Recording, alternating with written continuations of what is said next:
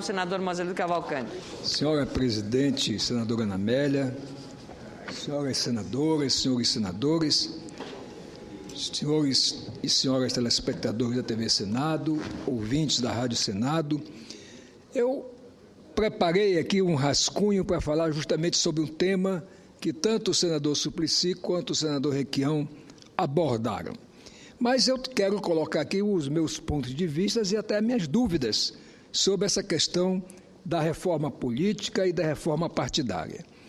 Primeiro vem a questão do financiamento de campanha. Eu acho realmente que o povo tem que entender que, do jeito que está, o financiamento já é público, só que fruto de corrupção. Por quê? Porque a empresa ajuda um candidato A, B ou C, ou às vezes ajuda o candidato A, B e C, para depois, em compensação, ter obras de onde ele tira o dinheiro que investiu. Então já é um dinheiro que vem do imposto do povo, do bolso do povo, portanto. Então acho que o financiamento da campanha realmente tinha que evoluir para ser público de fato, a exemplo do que existe o fundo partidário, e proporcional ao tamanho dos partidos e do número de candidatos. Então entendo que o financiamento devia ser público, mas o de pessoas físicas. Aí é outra coisa, porque uma pessoa física contribuindo, ela não vai construir, nem vai fazer obra, nem nada que possa, digamos, receber o retorno. Outro ponto que me preocupa muito é a discussão do voto proporcional, do voto em lista. O voto em lista, eu pessoalmente não concordo, porque é trocar uma coisa pela outra, vai passar a ter um caciquismo político. Aí dizem alguns, não, mas também tem a alternativa de ser o voto em lista, dando ao eleitor o direito de votar em quem estiver na lista e, portanto, não o partido colocar na ordem da lista quem vai ser eleito. Portanto, dessa forma, eu acho que pensar na extinção do voto proporcional, eu concordo, porque realmente você vai eleger, principalmente para os cargos legislativos, vereador, deputado estadual, federal, porque realmente, muitas vezes, as coligações, como posso lembrar aqui, o então deputado Enéas trouxe, pela votação dele, um deputado de São Paulo que teve cerca de 500 votos. Então, esse voto realmente não representa a vontade popular. Nós temos que encontrar um caminho que eu entendo que poderia ser o seguinte: a votação para deputado, para vereador, deputado estadual ou deputado federal, se elegeriam os mais votados, independente do partido.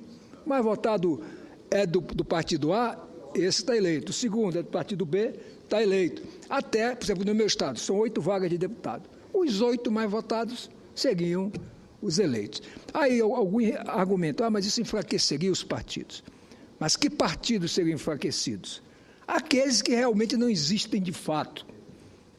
Ou melhor, existem de direito, mas não existem de fato. Partidos que estão aí, como dizem no popular, como legendas de aluguel, para ceder tempo de televisão, para ceder isso, aquilo, em troca de, às vezes, eleger um deputado na coligação, não pelos votos que o partido teve. Então, são coisas, como eu digo, que nós temos que analisar com urgência até, porque lembrou bem o senador Suplicy. Se não aprovarmos até o início de outubro, não valerá para essas eleições.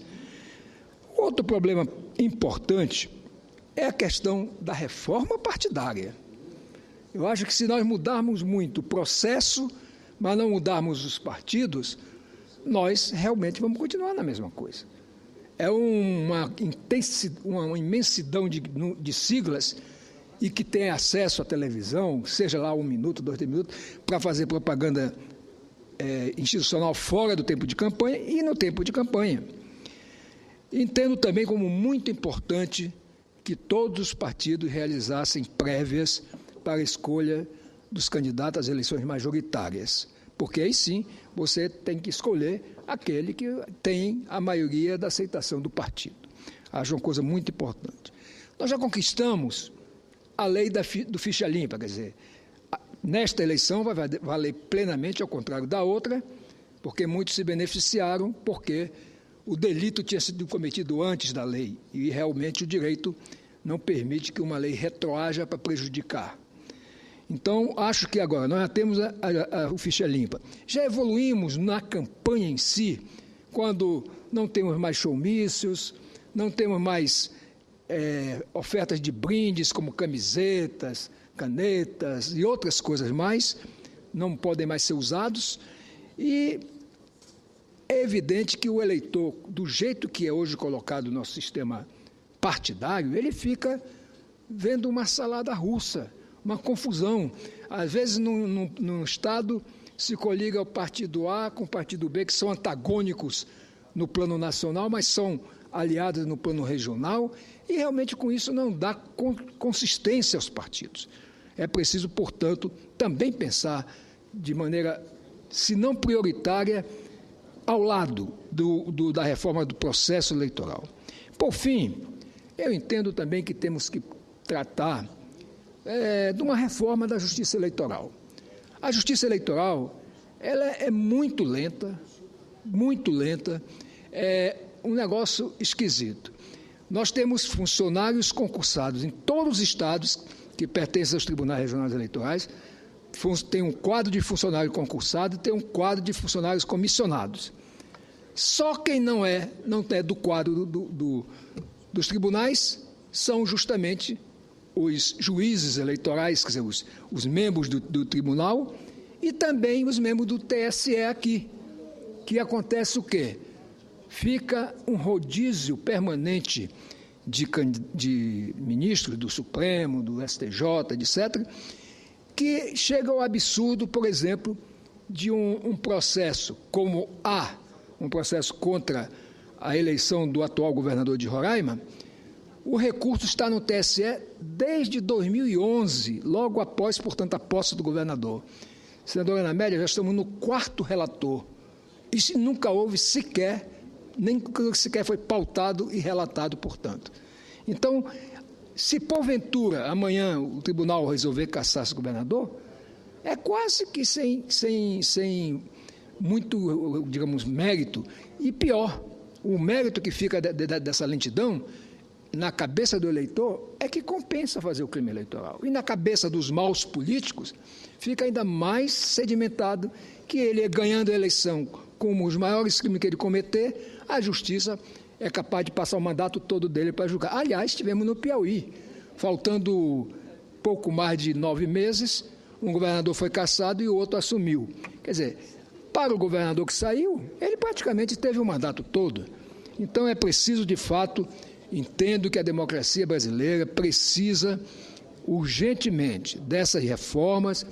Temos poucos dias, mas se houver o interesse dos presidentes do Senado, da Câmara e das lideranças partidárias, nós, de fato, podemos fazer esta reforma em tempo hábil para as eleições de 2014. Entendo que, sem isso, nós vamos de novo enfrentar. É evidente que a gente percebe que houve uma evolução em vários aspectos, como eu mencionei aqui, mas, de uma forma geral, ainda continua a janela aberta para a corrupção, para o abuso do poder, seja de governo ou abuso de poder de autoridade, e o abuso do poder econômico. Então, eu queria deixar para reflexão, fazendo aqui esse apelo, que tanto os presidentes da Câmara e do Senado, quanto as lideranças partidárias, realmente, vamos repetir aqui, ouçam os gritos das ruas. Quando nas ruas chama tudo que é política, tudo que é político de corrupto, é porque já perderam a fé no processo de escolha.